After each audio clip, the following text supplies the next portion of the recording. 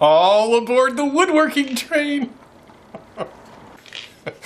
So yeah, it's a train whistle, and all you're gonna need to make it is a 2x4 and, oh, it's in my hand, a dowel.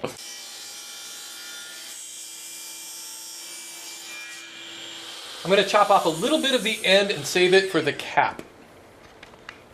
Just marking out a square where I'm going to drill holes. I'm gonna mark these intersections with an awl. The trick here is to make these holes as deep as I can using my drill press. I'll finish them up with my hand drill. And trying to keep it as square as possible. So I'm gonna just make sure it's completely squared in both directions before I drill the holes. And I'm using a brad point bit so that it can find the pilot hole and stay on course. With my stop block in place, I shouldn't have to change the setup for each hole. So now, without changing anything else, I can just keep turning my workpiece and clamping it down each time.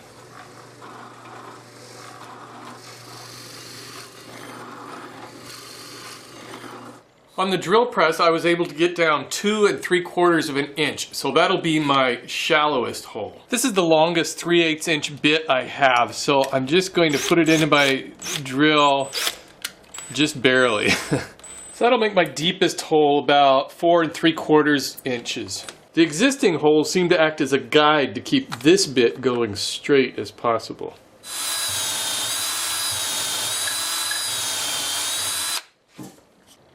I can measure that hole and see how deep I went. About 4.5 inches. So the last 2 holes I'll just make somewhere in between these two. And I'll transfer those marks over to my drill bit with a piece of tape.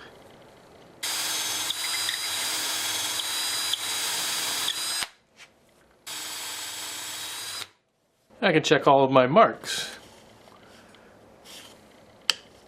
I'm drawing a line 5/8 of an inch from the top all the way around.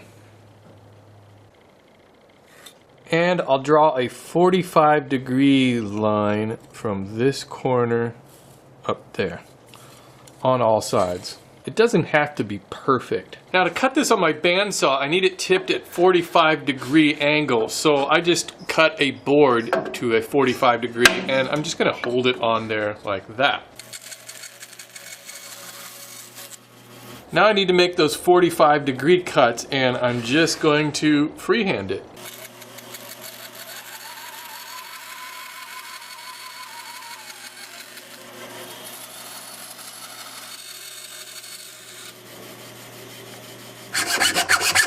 So here's what you want to end up with. You want to have your holes pretty large, fairly visible, and nice 45-degree cuts. I'm using my disc sander to make a flat side on a 3/8 inch dowel. And I'm cutting these into 4 little pieces. So these reeds will fit into the holes like this with the flat side facing the corner. And they'll go inside, not all the way in there, they'll stop right at this edge. And you can start to test it out just by holding one of those pins in there. If you're not getting a sound, it could be that you made this side too flat, you cut away too much of it, or it could be that you just don't have this at the right angle in there. It could be too far in, not in far enough. You just have to keep playing around with it until you get a sound. And now it's just a matter of gluing these pins in and letting them dry. And before the glue's dry, I can test it one last time.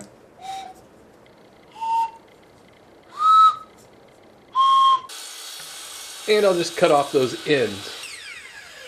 I'm boring a hole about halfway through that cap piece and use a smaller drill bit to go all the way through.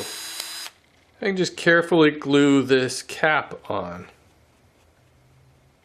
And I just want to make sure that I get my grain lined up the way it was when I cut it off.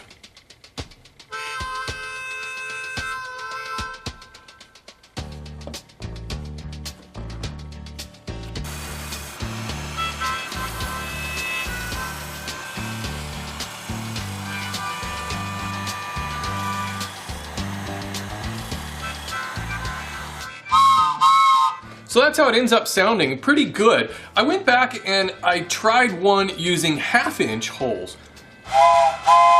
And that sounds a lot deeper sound, more like an actual train, I think. This is the one I used at the beginning of the show. But I took measurements on both of these as I was making them, and so you can download my PDF of those to get you started on these, but mostly it's just a matter of experimentation. They all sound different. And finally, I made a real simple whistle just using a dowel and hand tools. If you'd like to make this, you can make it in about 5 minutes. Makes a really loud sound, and it'd be great for New Year's Eve. If you enjoyed this project, please visit my channel page for oodles and oodles of easy woodworking projects.